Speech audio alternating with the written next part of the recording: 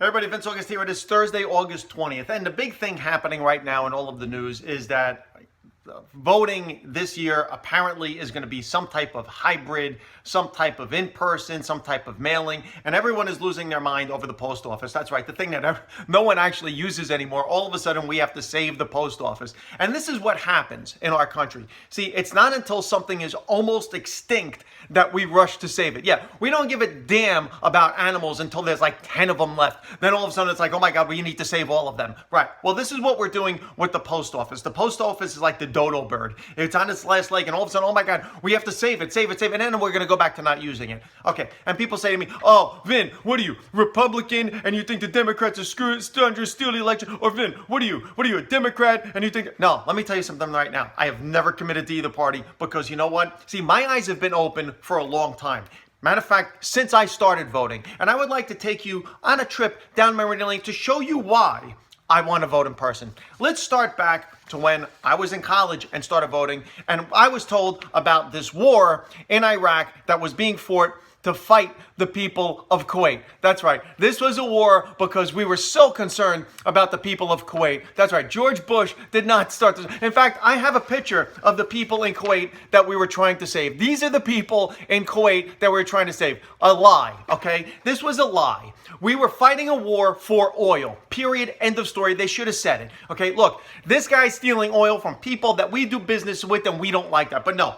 That was a lie. And then that guy lost because of that lie. And then we got this guy in office. And it has just been an unbelievable 30-year run of lies and BS from this guy. Okay? And listen, I don't care what he did in the White House with regards to an affair with an intern. But you know what? It's been everything since then that has also come out about him. Liar. Let's talk about the guy who then took the election away in the next year. Right. When there was, remember when we had problems with reading ballots in that election in Florida and Chads and it, remember that? Remember? Yeah, we had to actually count things by hand. Remember how well that turned out? Right. And then what did he do? He brought us into the war that his father didn't quite finish, right? Because he had this guy come along and said he found weapons of mass absolutely nothing. But we did a war over that. Remember that war? Okay. And then he lost, and then this guy come in, and God forbid you say anything bad about this guy. Really, you can't say anything bad about him. You can't say that he deported more people than anybody else in the history of the White House. You can't say that he's actually the guy who built the cages, even though his wife said that Donald Trump built the cages. You can't say that he drone striked more people than anyone else. And you certainly can't mention in 2011 the 3,700 post office that he closed during his tenure. No, whatever you do, don't bring up any of that because this guy is above reproach, right? And then we have the modern politicians, like Bill de Blasio, who blames racism on Donald Trump, even though Eric Garner was choked to death on his watch in 2014, but we just put in the choke ban now because, yeah, Donald Trump's fault. And then we have the Cuomo family. This is the best one. So in New York, we have his father was the governor, and now he's become the governor because he was put on administration by Obama, who again was perfect and no one can ever question. And then his brother works on CNN and talks about white privilege, right? Because there's no white privilege in a family where the father's the governor, the son becomes the governor, and then the other son becomes a CNN anchor because, hey, why not, right? No, this is all legit. This is all honesty. In fact, more people died in New York from coronavirus than anyone else. But what kind of job did you do? A-okay, that's right, exactly, yeah. How much do you care about people? There's the numbers, 0, everybody. All right, then we have this guy. Okay, now this guy's been lying for the last 4 years, okay, but that's the only good news, is that he's only been lying for the last 4 years. And then remember when he came out and said there were bad people on both sides, there were good people on both sides? Well, at least that was a half a lie because then this guy came out and said about Portland, it's a complete myth. It's not even going on. That's right. So when we talk about, riots and this and that, this guy says at least half of them were good. This guy said, no, there's nothing going on there. There's nothing to see there. There's nothing. Look, I've been looking at Portland and there's nothing happening. Liar. Been lying for 30 years. Then we have people like AOC who comes out, who appears to have courage in her convictions. And I was saying, hey, listen, forget about what she knows or what she doesn't know. At least she's willing to fight for Bernie Sanders.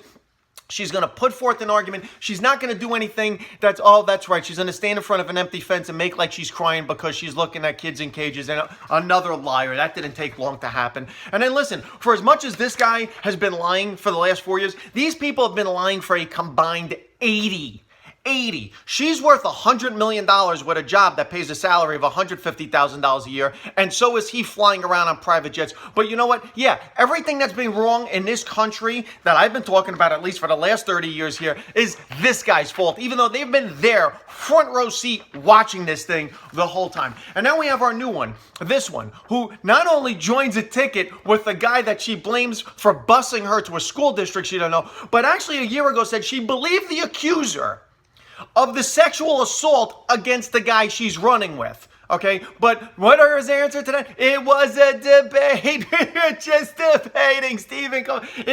That's right. So the next time you get into an argument with your spouse, call them the most disgusting, vile things. Talk about how they're fat. Talk about how they're out of shape, how they don't gratify you sexually. Talk about their family. And then say, it was just an argument. We were having a marital argument. I didn't mean any of it. So it is for all of these reasons that I say, look, I know you can fix an election in a voting booth just as much as you can fix an election by me handing something that's got to be handed to someone. But at least can you give me that much? Can you give me at least the full sense of security that I am delivering the message myself, that I'm actually punching in something that is going to be read directly? And then, you know what, if you want to screw with the computer, that's fine. But for me to fill out a ballot and hand it to a complete stranger who I'm going to trust, to hand it to another complete stranger that I don't even know the system because no one's telling me who's counting. I don't know what the oversight is. Oh, we have someone who's on the election committee here. Yeah, that's either a Democrat or a Republican. Listen, even Governor Cuomo, okay, said it point blank when he was asked, okay, can we have a committee to review how you treated the nursing home facilities? He said, here is your chance at finding a non-biased committee and having hearings that would be honest. Here's your chance, 0. So if there's a 0 chance of having any oversight over what he did during a pandemic, what is my opportunity or chance that I'm going to get oversight into this election? I have a feeling it's going to be the same number. So you know what? At least give me the illusion. Give me the false sense of security that this guy is going to run for an election basically against, let's be honest, her, and I can at least do it like this and have the belief that my vote is at least going directly into a machine and not some convoluted system like this is the 19th century. Okay, yeah, there's a pandemic going on, that's right, and we live in an age of technology that I shouldn't be relying on the Pony Express to deliver my vote. Is that too much to ask after lying to me for my entire adult life and everything before that? I don't think that's too much to ask.